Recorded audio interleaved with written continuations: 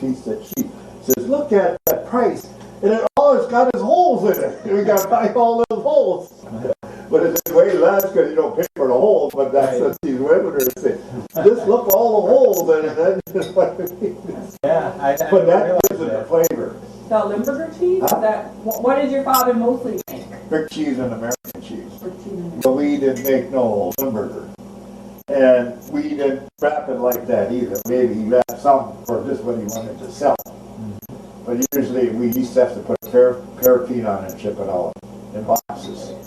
We had a thing where you dipped it in the paraffin, took it off, and then you just put it in a box. Yeah. It was that where brick cheese was. And then you nailed it shut, and then you shipped it out. I don't know how many pounds it weighed. And brick cheese is a lot of work too. Did you cut it in a little piece, little chunks, or was it just what? Well, it comes out that way because the brick is the size, the form is the size of the brick.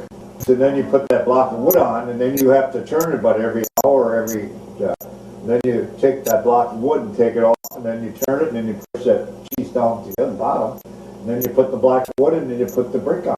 In other words, the first two bricks you take and put it on the other end.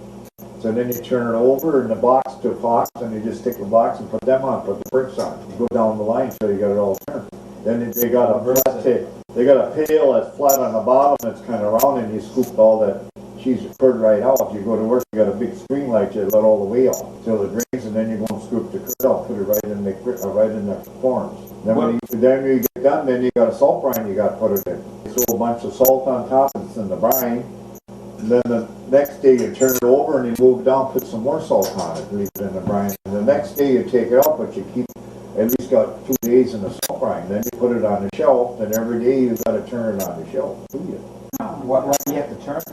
Well, I suppose to dry out, I suppose. So the bottom don't dry out, you know what I mean? Okay, yeah, right. Keep it about a week, and then you put it in a box and you ship it out. And you start the next batch? Well, every day you start a batch. Oh, every day you start a new batch? Yeah, every day you got a batch coming. Oh. And then the worst part is cleaning. We have to use to throw them in the weight tank because you got milkstone on them. And the way it's got a lot of acid, so we weed the milkstone out of the farms. But the only thing is that our weight tank was pretty high, and then it was kind of low, and made it hang on my feet, and I would have to reach down and pull it in there and pour it off that, just so you let go and fall in that weight tank. You know what I mean? And then another thing, we used to have to scrub the shelves. You have milkstone on the shelves. It was a lot of work. How much cheese did you sell? Most of that was shipped out to like, they sell the cheese like retail, they shipped it up to, it wouldn't be Damerel. They picked it up from Powline. And it's cheese storage, and they would store it and then they would ship out. How long did your dad make cheese? How many years? Well, until he was 48 or 49, he's 49, 48, he might have quit making cheese. When did he start? Huh? When did he start? He came over during World War II. What? 1918. Might have been over already. So he made cheese for 30 years? Oh yeah, at least. Then he worked at John Deere.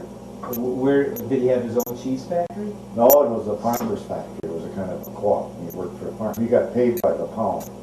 Maybe a quarter of a cent a pound or something. You know, so he got pretty skim pickings in fall, but in the spring of the year he made a lot of money because in the fall we only had one vat every other day, but in the spring we had 3 vats full.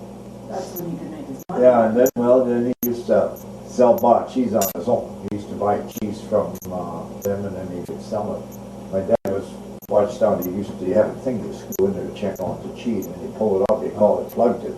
And you could tell it was a good batch of cheese or not. If it was a good batch, that he would put it in storage to sell. Yeah. But I talked to a guy down here over Lairs. The stuff that he could sell, then he stuck it on a customer. Oh. That's a crock of bull. Yeah. Everybody liked my dad's cheese, you know. Then I bought some from there. I couldn't even eat the damn stuff. Sargent was very fussy with cheese. They have to be if you're going to sell it over the counter all over. They got a big reputation. They got a big reputation, and they have to have good cheese. Yeah. You know what I mean? Right. And cheese that he could sell to them, then he would sell over the counter. Oh. Cheese, I got some rotten cheese from him. I don't think the cat would even eat it. You know, my dad always, Ed Schrader did too, he always had a special batch of cheese to make to sell. He would always skim milk the day before, take some cream out the day before, and put it in the cheese that he's going to sell.